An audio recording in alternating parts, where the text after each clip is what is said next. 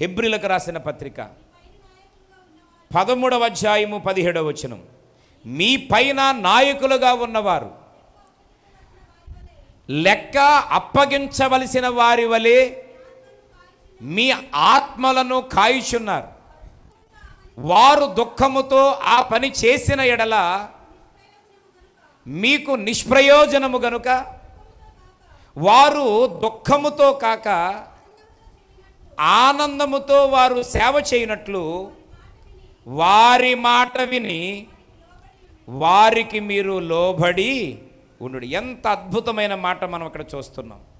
మీ పైన నాయకులుగా ఉన్నవారు అనంటే మీ యొక్క సేవకులు ఎలాగున్నారట? దేవునికి లెక్క అప్పజెప్పవలసిన వారై ఉన్నారని దేవునికి గడగడ గడగడగడ భయపడిపోతూ మనల్ని ఏం చేస్తున్నారు? మన ఆత్మలను కాయిచున్నారు. దేవునికి స్తోత్రం చెప్పండి. హల్లెలూయా. కొన్నిసార్లు పిల్లల ఆత్మీయ బిడ్డలు దైవజనుని తృణీకరించిన, ఏమండి తక్కువగా చూసిన, హేళన చేసిన, ఎగతాళి చేసిన, మరలా ఒక మెట్టు తగ్గించుకొని ఎందుకు మనతో మాట్లాడి ఎందుకు సమాధాన పడతారు అంటే దేవుడు అన్నాడు, ఈ ఆత్మలకు లెక్క ఎవరికి అప్పగించాలి? దేవునికి అప్పగించాలనేటువంటి భయంతో వారే ఏం చేస్తున్నారట? ఒక మెట్టు కిందకు దిగి తగ్గి సేవ చేస్తూ ఉన్నటువంటి దైవజనులకు మనం ఏం చేయాలి చెప్పండి? వారి యొక్క భద్రత కొరకు, వారి క్షేమం కొరకు మనం ఎప్పుడు పనిచేసేటువంటి చేపవలే ఉండాలి. గట్టిగా స్తోత్రం చెప్పండి. హల్లెలూయా. ఎందుకనంటే ఆత్మలు రక్షించాల్సిన బాధ్యత ఒక్క దైవజనుడి మీదే కాదండి. ఎవరి మీద ఉంది? మనందరి పైన ఉంది. కొన్నిసార్లు మన పరిస్థితులను బట్టి ఆ పని మనం చేయలేకపోతున్నాం. సువార్త ప్రకటించలేకపోతున్నాం, ఆత్మను రక్షించలేకపోతున్నాం. మరి ప్రియమైన మిత్రులారా, ఒక పాట మనం పాడతాం. ఏంటనంటే, వెళ్ళగలిగితే నీ వెళ్ళు, ఆత్మలను రక్షించు. ఏమంటే, వెళ్ళగలిగితే నువ్వు వెళ్ళు, కొన్ని ఆత్మలను రక్షించు. లేదు, వెళ్ళేవారిని ప్రోత్సహించు. వెళ్ళేవారిని ఏం చేయి? ఎలా ప్రోత్సహించు? నీ ధనమును, నీ బలమును ప్రభు సేవలో ధారపోస్తూ. హల్లెలూయా.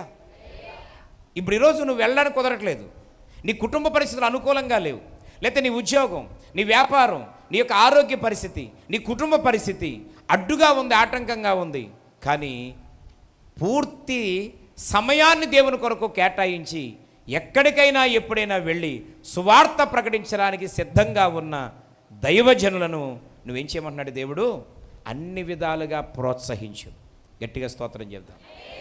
అన్ని విధాలుగా సహాయం చేయి, అన్ని విధాలుగా నడిపించు అని చెప్పి ప్రియమైనటువంటి దేవుని బిడ్డలారా, ఈరోజు ఆ రెండవ చేప వలె మనం ఉండాలని దేవుడు కోరుకుంటూ ఉన్నాడు. గట్టిగా స్తోత్రం చెప్దాం. హల్లెలూయా. నేను ఈ మధ్యకాలంలో గతించిన వారంలో ఒక స్థలానికి నేను వెళ్ళాను. చాలా సుదీర్ఘ ప్రయాణం చేసి పగలంతా కూడా స్ట్రెయిన్ అయిపోయినా సుమారుగా 120 కిలోమీటర్లు ప్రయాణం చేసి ఆ డీజిల్ ఆయిల్ పెట్టుకొని ఆ ప్రాంతానికి వెళ్ళి నన్ను అక్కడ 8 గంటలకల్లా రమ్మన్నారు. కానీ 8:30 9 అయిపోయింది. చాలా ఒత్తిడికి లోనైపోయాను. అక్కడికి వెళ్ళి వాక్య పరిచర్య చేసిన తర్వాత ఆ సంఘము సుమారుగా ఒక 150 మంది నుంచి 200 మంది ఉన్నారు. ప్రియమైన వాక్యము చాలా వారు కరువైపోయినటువంటి వారిగా కనబడ్డారు. అయితే ఆ స్థలములో పరిశుద్ధాత్మ దేవుడు బహుబలముగా వాడుకున్నాడు. అనేక మంది ఆ రాత్రి దీవించబడ్డారు, వారి జీవితాలు కదిలించబడ్డాయి. చుట్టుపక్కల వారందరూ సువార్త విని వాక్యం అయిపోయాక ప్రార్థన చేయించుకోవడానికి అనేక మంది అన్య జనాంగం వచ్చి ప్రార్థన చేయించుకున్నారు. ఆ రాత్రి పిలిచిన దైవజనుడు ఏడుస్తూ ఆనంద బాష్పాలతో అంటున్నాడు, అయ్యా, నా సంఘం ఎంతో దీవించబడింది. ఈ చుట్టుపక్కల ప్రాంతాల వారందరూ వచ్చి ఇప్పుడుకిప్పుడుగా ప్రార్థన చేయించుకోవడం నాకు చాలా సంతోషంగా ఉంది అని చక్కని మాటలు చెప్పారు. కానీ నేను భోజనం చేసి వచ్చేటప్పుడు, అయ్యా నేను బయలుదేరతాను అని అంటే, అయ్యా జాగ్రత్తగా వెళ్ళిరండి అనే మాట మాత్రమే చెప్పారు ఆయన. అంటే ఆ స్థలములో ప్రియమైన మిత్రులారా, ఇంత ప్రయాసపడి వెళ్ళినప్పుడు ఆయన కనీసం ట్రావెల్ కూడా ఇవ్వలేనటువంటి పరిస్థితిలో ఆ సేవకుడు, ఆ సంఘం ఉన్నారని తెలియజేస్తూ ఉన్నాను. నేను ఆ దైవజనుని సంఘాన్ని తప్పు పట్టట్లేదు, వారు ఇవ్వలేదని నిందించట్లేదు. కానీ నేనైతే ఏమని అర్థం చేసుకున్నాను అని అంటే, ప్రియమైన మిత్రులారా, ఆ సహకరించేటువంటి సంఘము కాకపోవచ్చు, లేదా వారు ఇవ్వలేనటువంటి స్థితిలో ఉండవచ్చు అని నేను అర్థం చేసుకున్నాను.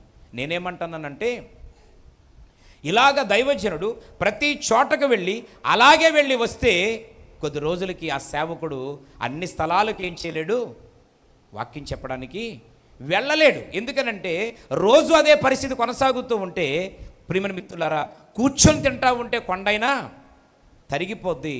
రోజు అదే పరిస్థితి అయితే కొన్ని రోజులకి మనం కూడా ఏమీ చేయలేని పరిస్థితిలో ఉంటాం.